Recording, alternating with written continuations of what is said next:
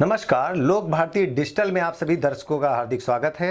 जैसा कि हम देख रहे हैं, प्रदेश में नगर निकाय चुनाव की घोषणा होते हुए सभी प्रत्याशी अपने अपने प्रचार प्रसार में लग गए हैं। सभी प्रत्याशी दिन रात एक कर रहे हैं। इसी में आज हम लोग पहुंचे हैं कानपुर नगर के वार्ड 66 पशुपति नगर में, जहां से निर्दलीय प्रत्याशी आज हमारे साथ में हैं पंडित ब्रजेश चंद्र द्विवेदी, जिनको चुनाव चिन्ह त्रिशूल दिया गया है। जानेंगे वो इस राजनीति के क्षेत्र में कैसे आए, क्या चीजें थी जिस कारण उनको राजनीति में आना पड़ा और आज एक निर्दलीय प्रत्याशी बनकर इस नगर निकाय चुनाव में खड़े हुए हैं। तो सबसे पहले हम उनका चैनल में स्वागत करेंगे। स्वागत है द्विवेदी जी, आपका स्वागत है। तो पहले आप अपने बारे में बताइए कि आप एक प्रोफेशन मतलब पंडित आप लिख रहे हैं, पंडित ब्रजेश द्विवेदी, और पूजा पाठ से आप राजनीति में कैसे आए? राजनीति में एक कारण था कि जन समस्याएं बहुत होती थी। गलियों में न झाड़ू लगना, नालियों में सफाई न होना, लोगों को परेशानी होती थी। दूर का पार्षद होता था और लोग जा नहीं पाते थे और ज़्यादातर हमारे पास लोग आते थे, तो हम उनका निराकरण के लिए मन में विचार किया करते थे कि इनकी समस्याओं का निराकरण कैसे हो सकता है। वो भाव बना रहा। उस भाव के कारण हम अपने विधायक महेश त्रिवेदी जी के पास जाना हो गया, जो हमारे माननीय हैं और हमारे से स्नेह भी है बहुत है। और उनके पास जाते जाते वहाँ पे हमें काम मिलना शुरू हुआ, लोगों की समस्याएं आने शुरू हुई, तो तमाम वार्डों की समस्याएं आती थीं। उन समस्याओं का जी, जैसे आप महेश त्रिवेदी जी के साथ जुड़े हैं, तो क्या समस्याओं का समाधान किया आपने क्षेत्रवासियों के लिए? सब प्रथम तो हम कहेंगे 2017 में हमारे घर के बगल में एक शराब ठेका खुल रहा था। जी, तो उसमें हम लोग चाहते थे, पंडित होने के नाते एक शराब ठेका होता तो लोग यही कहेंगे पंडित जी ठेके वाले गली में रहते हैं, तो थोड़ा हमें सूट नहीं किया। तो हम लोगों ने इसका विरोध किया और विरोध किया तो हमने सबसे पहले विधायक जी से मुलाकात की, अपने पूरे जलसे के साथ मिले, जबकि हमारा वोट बीजेपी को हो जाता रहा।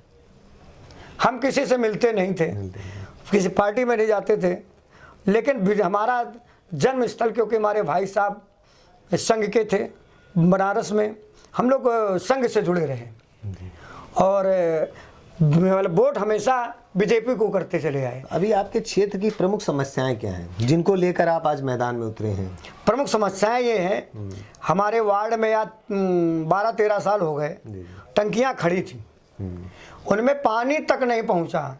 लोग यही कह रहे थे टंकियां खराब हो चुकी हैं, जर्जर हो चुकी हैं, ये गिरेंगी, ये वो होगा, लेकिन ऐसी कोई बात नहीं। हमने 6 महीने से इस पर रिसर्च किया, अधिकारियों से बैठे, बड़े बड़े अधिकारियों से बैठे, नगर के जो नगर आयुक्त बैठे, मतलब जो जल के इस संबंध में उनसे मिले, मंडल आयुक्त जो होते हैं जल के, उनसे मिले, तो ये पता चला। फिर हम जाना शुरू किए और जाने के बाद हमने उस पर रिसर्च किया, तो पानी हमारे गंगा बैराज का पानी हम 6 महीने से जूझते हुए Y1 की 2 टंकियां हैं, अपने वार्ड की हैं, खड़ी हैं, तो वहाँ तक गंगा बैराज का पानी 6 महीने में ला पाए। और कुछ कारण बस गंगा बैराज का किसको का कनेक्शन कट गया, उसमें समय लग गया। वैसे तो हम अभी तक पानी अपने वार्ड में पहुँचा देते, लेकिन कुछ समस्याएं आ गई, इधर चुनाव का आ गया, इधर उस, तो पानी के अलावा और क्या मुद्दे हैं? हमारे पानी का मुद्दे के अलावा है कि हमारे में क्षेत्र में जैसे पार्कों में मतलब अराजकता ना हो और हमारी जन समस्या ना हो, किसी प्रकार से पार्क में लोग जाएं बड़े साहस रक्षा के भावना से जाएं कि हमारी वहाँ रक्षा होती है, वहाँ किसी प्रकार की परेशानी नहीं है।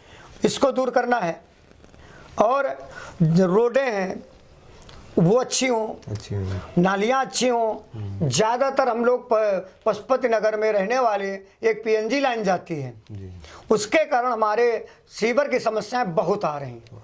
हमने इस पर एक बड़ी लाइन निकली, कई बार अधिकारियों से मिल करके कि इसको किसी ढंग से पुरानी लाइन को नई लाइन से मिलाया जाए। कई बार हमने सरिया डलवा करके नपवाया, कई बार किया, लेकिन PNG लाइन के कारण हम वहाँ तक नहीं पहुँच पा रहे।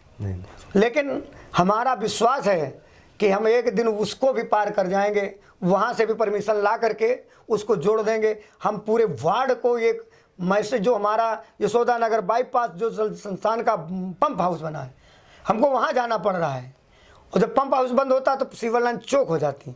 जड़ ये है। और अभी वार्ड 66 की बात करें तो बहुत सारे ऐसे प्रत्याशी हैं जो राष्ट्रीय पार्टियों से हैं, भारतीय जनता पार्टी, समाजवादी पार्टी हो गई, कांग्रेस हो गई, तो कैसे उनका मुकाबला करेंगे आप क्षेत्र में? हम अपने काम के बल पर करेंगे। हमने 5 वर्ष जी विधायक जी की सहायता से, उनके मतलब अनुसार, हमें किसी विभाग में परेशानी नहीं कि हमें बताना पड़े किस विभाग में कहाँ क्या करना है।